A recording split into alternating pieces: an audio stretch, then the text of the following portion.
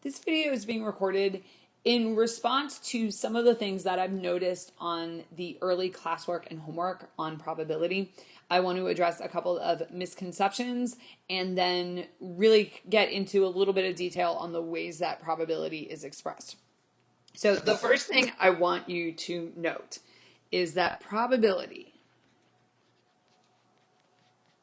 can't be greater than 1. Ever. Okay, now there are like fractions that are greater than 1, but not if they're probability fractions. So you should be asking yourself, well, why? Why can't the probability be greater than 1? Now, whether you're talking about theoretical or experimental, I need to kind of find a phrasing here that's going to work generically for both of them. When you're calculating probability, it is the ratio of the number of times a specific event occurred, okay, and that specific event could be rolling a 5 or flipping a heads or drawing a blue marble or whatever it might be, okay, over the total number of trials or outcomes, depending on which kind of probability we're talking about. So nothing can be greater than the total number of trials. So if you're rolling a die and you roll it 5 times, you can't get any single number more than 5 times because you only rolled the die 5 times. So the number in the numerator has to be equal to or smaller than the number in the denominator. So you have a smaller number. We'll just go with smaller and we'll understand that it could be equal to divided by a larger number. If you take a smaller number, like a 1, and divide it by a 2, you will always get something less than 1. And think about it. You know, I've been harping all year. Math is consistent. Like the ideas flow. You all know that 1/2 is greater than 1. Or greater than 1. Oh my gosh. Is less than 1.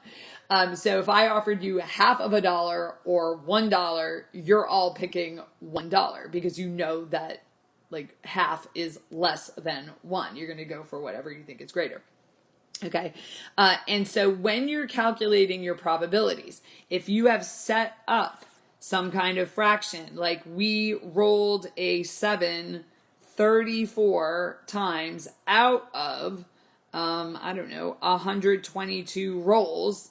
Okay, when you go to divide that out, you're going to take the 34 and divide it by the 122, and I don't have a calculator with me where I'm recording this, but it's going to be some number that's less than 1. On some of your work, there were a lot of you that had probabilities that were like 1.5 or 1.25. The moment you're getting a probability that's greater than 1, you know you've done something wrong. Either you set up the fraction wrong or you inputted it into your calculator wrong. But something is wrong. Probability at the most can be 1.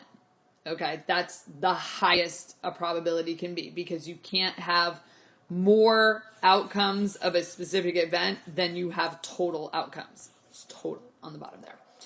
All right, the other thing I wanted to address was the way that we express probability. There are 3 main ways that you will see probability expressed as fractions, as percents, and as decimals. Usually when you are asked for a fraction, the direction will say in simplest form, even if it's not simplifiable, it's just kind of the default. Like if you can't simplify it, fine. It just means the original fraction was simplified. But if you can simplify it further, you do. I know in class I've helped several of you figure out how to navigate that on your calculator because your calculator will simplify them.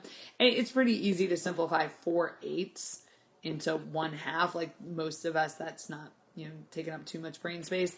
But some of the fractions we have are really nasty. Like they're just really difficult to simplify, and it's nice to know how your calculator will do it.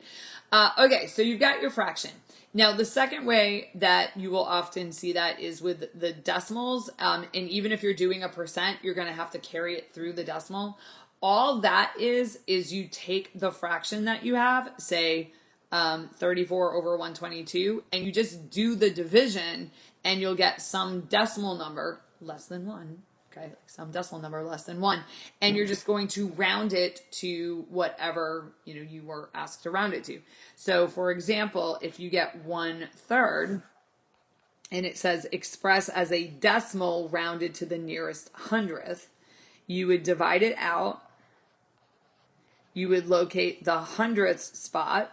You look 1 digit to the right. A 3 is going to mean you round it down. And so you get 0.33. And that's how you should present your answer. If you had 2/3 and it said round to the nearest hundredth, you get 0.666 repeating. There's your hundredth spot. You look 1 digit to the right, and that would be 0.67. So you might be asked to express it as a decimal. And again, that decimal should be less than 1 because the value of that fraction was less than 1. Now, the third way that you often see a probability expressed is in a percent. So I've seen some interesting things with this. So the word percent literally means per or out of, okay, 100. And bear with me here, like CENT means 100. So there are 100 cents in a dollar. There are 100 years in a century. So the CENT, like that's a prefix or suffix that you want to be familiar with. CENT means 100. In fact, in French, the French word for 100 is cent, C-E-N-T. And so the word percent literally means out of 100. And what that does is it takes maybe messy fractions and puts them out of 100. So some of you, and these are pretty common fractions, but some of you might, like on a homework assignment or classwork or something, you get a 4 out of 5. Now, I know what that is. You might have a sense of whether that's a good score or not. But what makes it really drive home as to like how good was the 4 out of 5 is to change it to a percent. So what you would do is you would do 4 divided by 5, and that would give you 0.8. Now, this is out of 100. And so what you need to do to that number is multiply by 100. You can't just put a percent symbol on the end of your decimal. So 4 out of 5 is not 0.8%. If you guys were getting 4 out of 5s on your homework or classwork and it was translating into a 0.8%, you would be really, really, really unhappy with me because that's less than 1%. Okay, like 0.8% is like that's really low. Okay, so what you do is you multiply that by 100 and it becomes 80, and now you can put the percent symbol after it. Okay, but only after you multiply by 100. When I taught middle school, this is how I used to teach percents. I would say 4 out of 5 is, okay, and this goes back to some of like the middle school equation writing thing. So 4 out of 5 or 4 over 5 is what, our variable, out of 100, because percent literally means out of 100. And so we would set up the proportion so you could take your fraction. Now watch what happens when I do this out. This is a proportion. And so this is the only time you cross multiply. This is it. The only time. Don't cross multiply any other time. Only when you have a proportion. I don't care what somebody told you that you cross multiply when you divide fractions. Nope. Don't. No. Only a proportion. So we do 5 times x is equal to 4 times 100.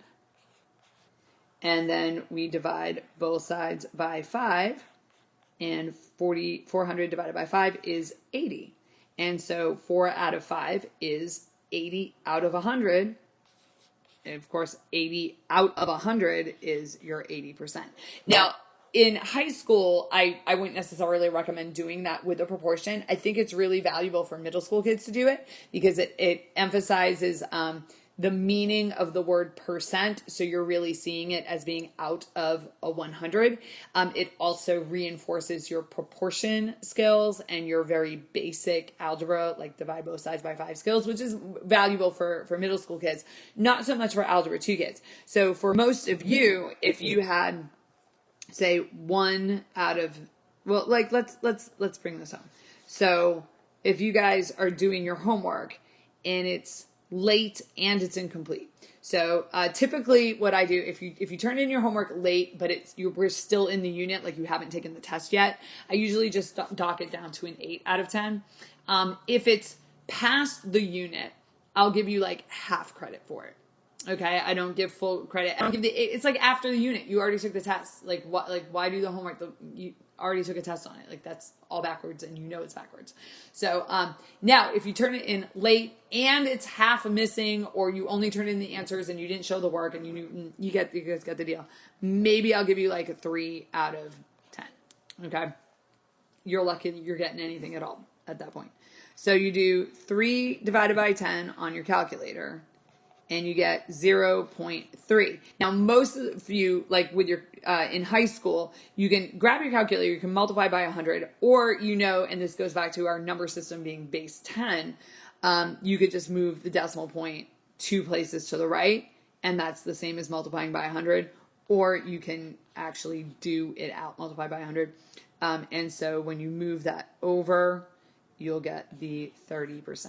So 3 out of 10 is a 30%. Better than a 0%, which is what you had before you turned in your late homework, but still not really great. So going back to a couple of these, like 1 out of 3, like if you were to do that as a percent, it would be 33%. If you add, like, this would be a 67% and so forth. So you just move the decimal point over twice. So be careful with that. Pay mind to when you're using the percents and read the directions, because fractions, decimals, and percents are all acceptable and common ways of writing probability. And they should all be like less than that 1, or the 1 would be a percentage of 100%. And you can't have greater than a 100% chance of something happening. I know you can have greater than 100% average, like in a class at school, and you can have like 150% increase on something. But if it's probability, 100% is the biggest it can be, and that would be your 1. All right, so I hope this helps with some of the technicalities with the expression of your probabilities.